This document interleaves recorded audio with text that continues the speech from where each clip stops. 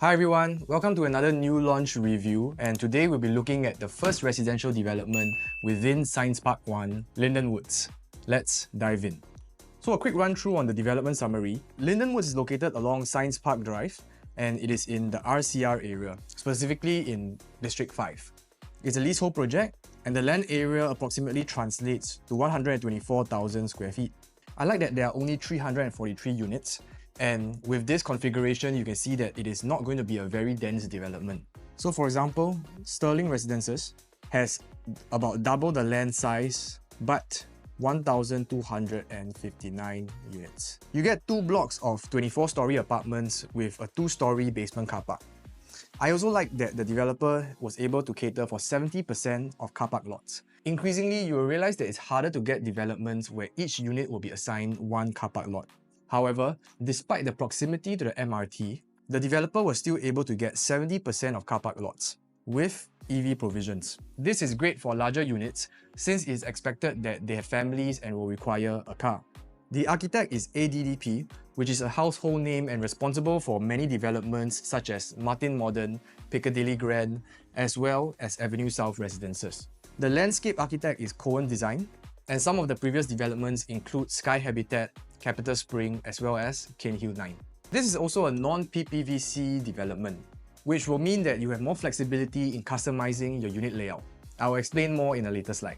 Although it's a new development, Lyndenwood is non-harmonized, which means that all the square footage will include your aircon ledges. Now let's first zoom out to where Lyndenwoods is located in the entire of Singapore. So Lyndenwoods is located in the Greater One North planning area. This is one of the smaller commercial hubs that the government has zoned as it sees more decentralized commercial spaces away from just the central business district. The remaining bubbles here represent other pockets of commercial spaces that the government has also zoned for the entire island. So the location of Lyndenwood gives it within proximity to the Greater Southern Waterfront and also being in between the Central Business District and the Jurong Lake District, which is envisioned as 2 large commercial hubs on the island. Now when we zoom into the Greater One North neighbourhood, you'll see that it is made up of 3 large clusters: NUS, the One North area, and the Singapore Science Park. Singapore Science Park is made up of Science Parks 1 and 2, and Lyndenwoods is located within Science Park 1. So the Greater One North area will be dominated by academic, research, biomedical, infocom, media, R&D, and the life sciences industry, giving you ample options to rent to good tenant profiles. For drivers, you can easily reach the CBD in about 15 minutes and typically under 30 minutes if there are jams along the AYE or West Coast Highway. For nature lovers, Lyndenwood is located right at the heart of a 9-kilometer long network of trails, bridges and walkways stretching from Harbourfront Station in the south to one end of West Coast Park. This trail connects popular green spaces such as Forest Walk, Henderson Waves, Alexandra Arc, Hort Park, Kent Ridge Park, and Clementi Woods, just to name a few of the attractions along this area. Next, let's move on to the developer. CapitaLand is in charge of the development and they are arguably the largest developer in Singapore. They are known for giving homeowners good finishings and an iconic development, with some of their recent developments including One Pearl Bank, Jadon, the Orchard Residences, Interlace, and Canning Hill Piers. However, CapitaLand will not just be in charge of the development itself. They have also been tasked to be the master developer of both Science Park 1 and Science Park 2. Now, why is this important? Being the master developer of both Science Park 1 and Science Park 2 gives CapitaLand the responsibility of ensuring that the entire area is planned for the long term rather than just ensuring that Lyndenwoods as one development is completed. Therefore, you can expect the entire area to be an integration of commercial spaces, green spaces, as well as residential developments.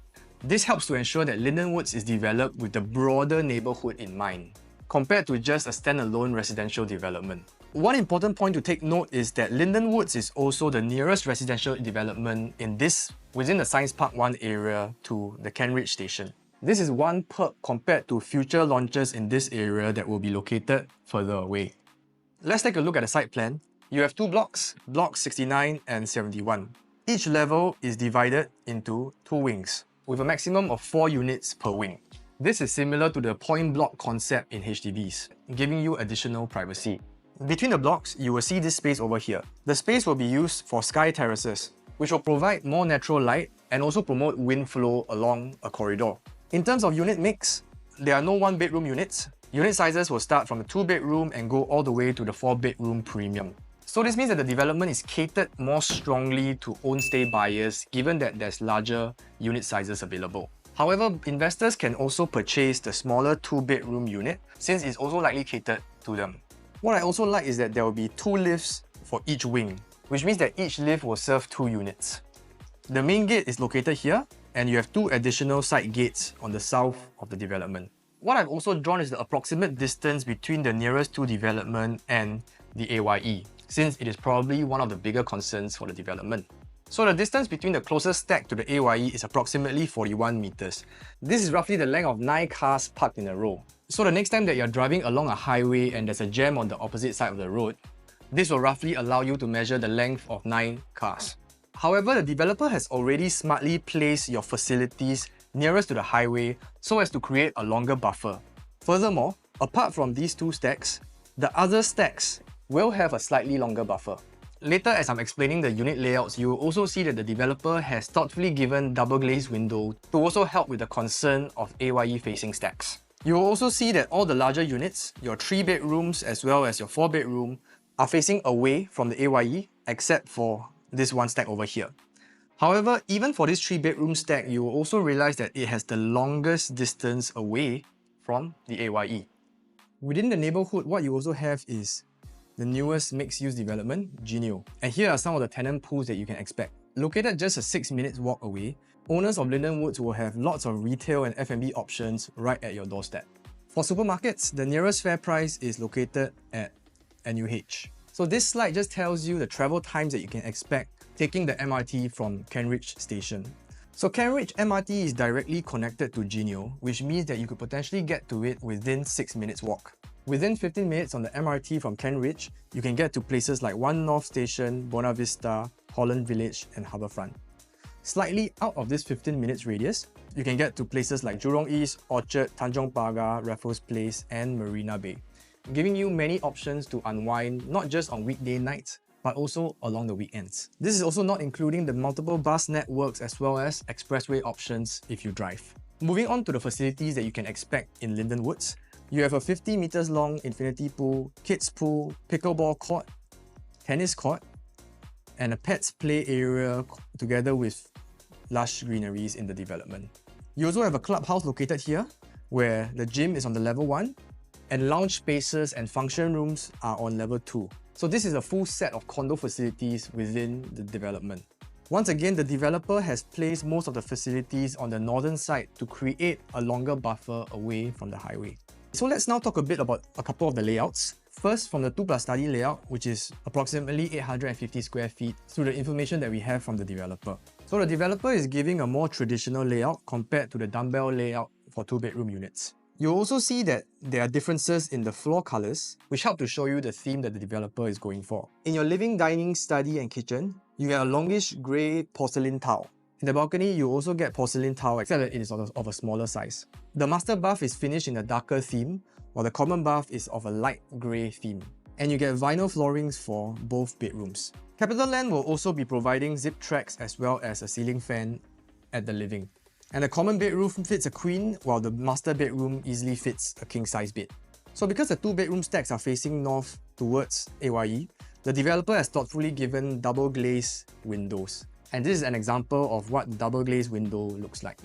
In the kitchen, you get a 2-burner concealed induction hob, which means that the induction hob seamlessly integrates into the countertop. I also like that you have windows in both bathrooms, and the kitchen has an additional window and is also enclosable.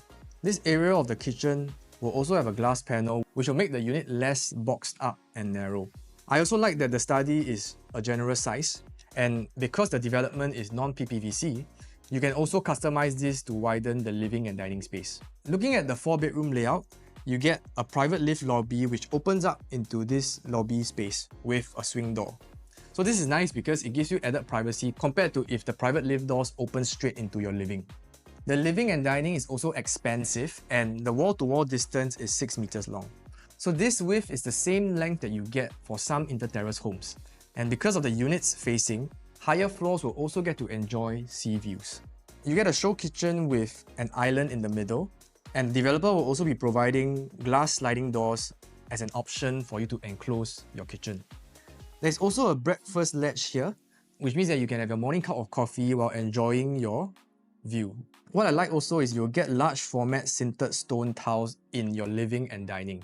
So this is important because larger format tiles will also give you a more premium feeling. The developer will also be providing zip track as well as ceiling fan in the living area. At the back, you have a home shelter, yard and WC, which is perfect for your live-in helper. Apart from the WC, there are 3 bathrooms and they all contain windows which give you ample natural light and ventilation. All the 4 bedrooms can fit at least a queen, with your master bedroom fitting a king-size bed. The developer will also provide a glass walk-in wardrobe which doubles up not just as a wardrobe space but also privacy between the master bath and the master bed. You also get an integrated wine chiller under your island counter. So this slide just shows you pictures of some of the fittings and finishings in the 4-bedroom unit. For example, the walk-in wardrobe in the master bedroom, the theme of the common bathroom, and the show kitchen. So you can see that the finishings give you a crisp, modern look and feel to the unit. So let's talk a bit about potential launch prices. At the time of this recording, preliminary information indicates that the developer will not cross $2,800 per square foot. However, what we can also do is to get a gauge of what the other new launches are selling across the island. For example, the average per square foot price today in the RCR region is about $2,787 per square foot. When we zoom into the One North area, the latest development, Bloomsbury Residences, still has units available from $2,401 per square foot. However, because the locational attributes of Bloomsbury compared to this are slightly different, with one being that Bloomsbury is further away from the MRT, you can expect that Lyndenwoods will be priced higher than this.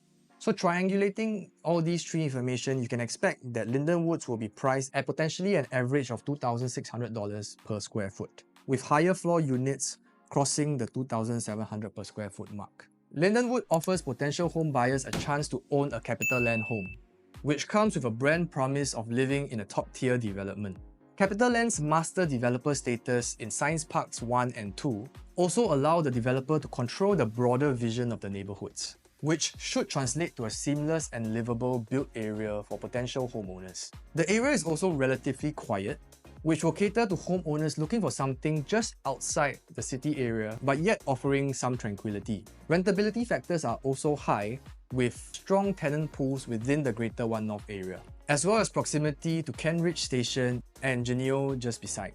The distance to the AYE is probably one concern, but this is not an isolated problem, since nearby developments like Clavon, Alta and Clement Canopy also have this same concern. The developer has also thoughtfully pushed most of the facilities north of the land space so as to create a longer buffer between the highway and the development. In addition, CapitaLand will also be giving double glazed windows, which will help with noise reduction. Overall, I think it's a strong product catered to home buyers but also provides an option if you choose to rent it out. So if you're looking to go down to the preview but are unsure of how to choose the right unit, or if you need more information on the development, drop me a DM or WhatsApp me at 9150 1528. See you in the next one.